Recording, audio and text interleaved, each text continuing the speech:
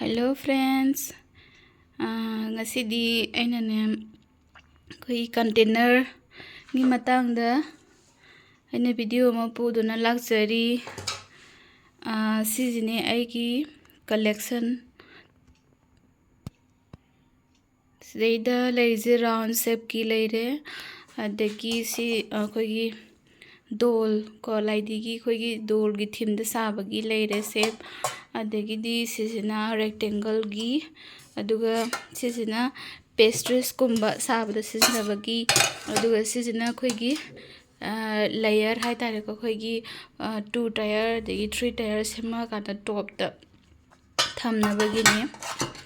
ado ai mayamda hajaraki koi karamba size ta ngasai gi karamba kg kaya sagadagi habado mayamda chorakpa ma khangminaji size sigi maza bartan je ai kaino da tin je ai inchi tape onjarake size inchi tape se mayam yengbiu si 1 dagina 4 half ko size maroina koina half kg sabada sijinai aduga khoi 2 tier gumba 3 tier gumba lakpa kanda ko size top layer da thamnabagi da makta sijinai si tin je 4 half inchi gine aduga sisina komba sigi achobasina ne Bangalore dagi lerakpane buko sijina mukhtang chawe habadi kg ani makhai ahum marigi dumaina order chaw chaw no lakpado adu kanda sigi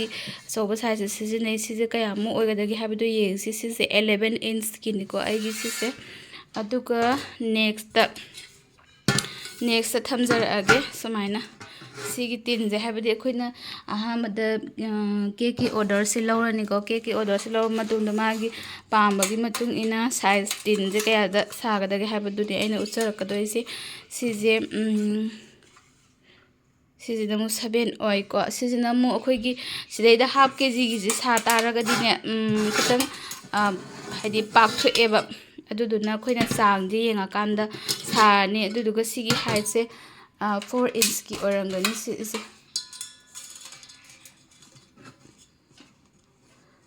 sigi size se kitang awangba khoina leiba matamda kitang awangba yenga leibiu kaigino hai taradi khoina customer gaina kogi awangba cake pambasu yawebako aduduna kitang sije awangba goma yenga kanda leibiu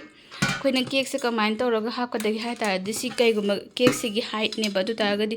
sigi changje sibu khutang hapigadaba maramdi cake se khoigi magi kam khalapagi space so khara khakpigadaba ne natragadi pathoga makhada taba yawi aduga shape to kaibasu yawebako aduduna maruina khoina yengbira kanda sidaida size soina sumaina tangkhai bu khotang half kani maruina 4 to 6 poki size sina half kg gi oina sai ko aduduga 7 gumba 8 gumba sinjina khoigi 1 kg gi da sai aduga sigi cake se maruina half kg sabada sijine khoigi 6 inch se sigi 6 inch maruina half kg sabada sijine aduga sigi container sinane 8 oirangani ko 7 half natragana 8 sijina mu kamai tawi hakanda 1 kg gi round shape ta pami ha taragadi sije oina saiwa exact to 8 ne sijida mu akoigi 1 kg gi cake saba matamda sijinaiba sumai leire 1 kg gi ma leire makhasina 2 kg leire 3 kg saba yare mathangda 3 and half su saba yare buko 3 and half si lai na khoina saba yare 4 bu saba yare sidaida sumai tawraga koina 4 bu se saba yare tang hena hapa kana makhagi base da ko mai tawraga koina saba yare aduga sigi tin se sisina koina bread kumba sanabagi tin ne aduga sina rectangle shape sisina mu kamai tawbano habada sisina mu koina customer na rectangle shape pame haragando aduga koina sisi sani sisi maruina 1 kg gi damaktani sise magi length se 8 ni aduga weight ꯋꯥꯏꯠꯇꯅ ꯃꯥꯒꯤ 6ꯅꯤ ꯑꯗꯨꯃꯥꯏꯅ ꯇꯧꯔꯦ ꯁꯤꯁꯤꯅ 1 kgꯒꯤ ꯁꯥꯅꯕꯒꯤꯗꯃꯛꯇ ꯑꯗꯨꯒ ꯁꯤꯁꯤꯅ ꯃꯔꯨ ꯑꯣꯏꯅ ꯄꯦꯁꯇ꯭ꯔꯤꯁꯀꯨꯝꯕ ꯁꯥꯕꯗ ꯁꯤꯖꯤꯟꯅꯩ ꯁꯤꯅ ꯈꯤꯇꯪ ꯄꯥꯛꯄꯁꯤꯅ ꯑꯗꯨꯒ ꯁꯤꯁꯤꯅ ꯑꯃꯨꯛ ꯑꯩꯈꯣꯏꯅ ½ kgꯒꯨꯝꯕ ꯁꯥꯕꯗ ꯁꯤꯖꯤꯟꯅꯩ ꯁꯨꯃꯥꯏꯅ ꯇꯧꯔꯒ ꯑꯩꯈꯣꯏꯒꯤ ꯂꯦꯌꯔ ꯑꯩꯈꯣꯏꯒꯤ ꯇꯥꯌꯔꯗ 2 ꯇꯥꯌꯔꯒꯤ ꯄꯥꯝꯕ ꯌꯥꯎꯋꯤ ꯑꯗꯨꯃꯥꯏꯅ ꯇꯧꯔꯒ ꯁꯦꯝꯅꯕꯒꯤꯗꯃꯛꯇ ꯁꯨꯃꯥꯏꯅ ꯂꯩꯔꯦ ꯁꯤ ½ kgꯗꯤ ꯄꯨꯔꯥ ꯆꯜꯂꯣꯏ ꯈꯤꯇꯪ ꯄꯤꯛꯅꯗꯤ ꯇꯥꯒꯅꯤ ꯑꯗꯨꯒ ꯈꯤꯇꯪ ꯍꯦꯟꯗꯣꯛ ꯍꯦꯟꯖꯤꯟ ꯇꯧꯔꯒ ꯃꯈꯥꯒꯤꯁꯤꯒ ꯑꯦꯗꯖꯁ ꯇꯧꯔꯒ ꯁꯥꯕ ꯌꯥꯔꯦ ꯁꯨꯃꯥꯏꯅ ꯇꯧꯔꯦ ꯁꯤꯁꯤꯅꯤ ꯃꯌꯥꯝ ꯀꯟꯇꯦꯅꯔꯒꯤ ꯃꯇꯥꯡꯗ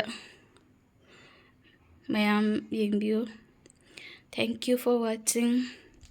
ꯆꯦꯅꯦꯜ ꯑꯁꯤꯕꯨ ꯂꯥꯏꯛ ꯑꯦꯟ ꯁꯕꯁꯀ꯭ꯔꯥꯏꯕ ꯇꯧꯕꯤꯌꯨ ꯊꯦꯡꯛ ꯌꯨ